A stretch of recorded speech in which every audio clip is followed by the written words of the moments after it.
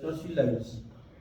Mais nous demandons, même si nous pouvons collaborer avec le Nigeria en tant que pays africain, si nous pouvons collaborer avec des pays, l'Australie, ça ne nous pose pas de problème. L'essentiel, c'est que ça soit gagnant-gagnant.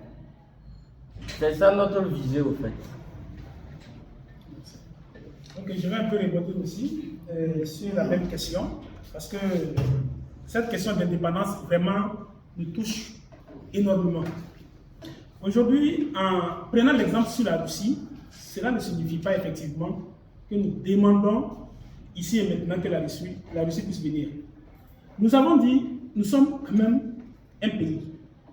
Et il est très compliqué, il est même contraire de dire à un pays de pouvoir gérer ses affaires seul. Nous sommes quand même dans un monde où les relations internationales quand même existent. Ok. Aujourd'hui, nous avons estimé que pour le cas de la France, cette relation est comme la suite logique du colonialisme. Nous prenons en exemple la Russie parce que la Russie effectivement a fait ses preuves dans certains pays de la sous-région. C'est un exemple.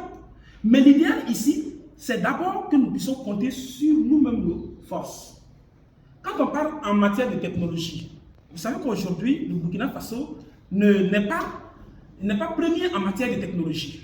Et donc, il serait nécessaire effectivement de collaborer avec ces pays-là qui sont un peu en avance par rapport à nous en matière de technologie. Et c'est cette sorte de collaboration dont nous voulons en réalité. Nous ne disons pas à la Russie de venir s'asseoir avec ses bagages ici au Burkina Faso et piller nos ressources comme la France le fait. Nous ne disons pas cela. Nous disons, s'il y a une collaboration, que cette collaboration soit franche. Que ce soit une collaboration gagnant-gagnant. Tu nous donnes quoi, on te donne quoi. Notre objectif est qu'il n'y ait plus de morts au Burkina Faso. Même si c'est le bon Dieu qui va descendre pour suspendre cela, nous sommes prêts à appeler le bon Dieu pour que ça finisse. Nous ne voulons plus de sang couler au Burkina Faso. Même si ce sont les Chinois que nous allons appeler, qui seront d'accord pour ce partenariat, pour qu'on n'ait plus de sang coulé au Burkina Faso, nous devons être en mesure de le faire.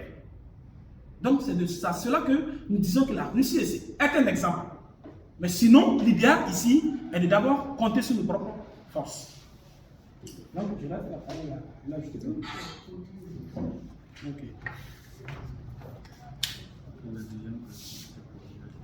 Ok, la deuxième question dit que est-ce que les populations sont prêtes à engager le combat?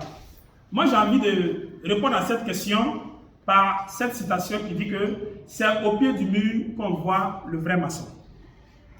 Les populations qui sont là, vous et nous, nous savons très bien que les réseaux sociaux donnent beaucoup d'informations, en disent long sur les ressentis de nos populations. Ce qui se passe sur les réseaux sociaux. Allez-y aussi dans les artères de la ville, parlez un peu seulement de ce combat panafricain. À n'importe quel Burkinabé, parlez du cas de Solan. Demandez aux Burkinabés qu'on a besoin réellement de prendre en main notre armée et vous aurez toutes sortes de réponses que vous voulez. Même aujourd'hui, notre propre armée, nos propres frères qui sont au front, posez-leur des questions. Vous comprendrez effectivement que tout le monde est prêt pour ce combat. Et très prochainement, nous allons lancer un appel. Nous allons lancer un appel à la marche, à une mobilisation intense pour demander donc à ces forces-là de nous laisser tranquilles. Et c'est à ce moment-là que vous verrez si réellement la population est d'accord ou elle n'est pas d'accord. Donc, je vous mets au défi pour cela. Merci.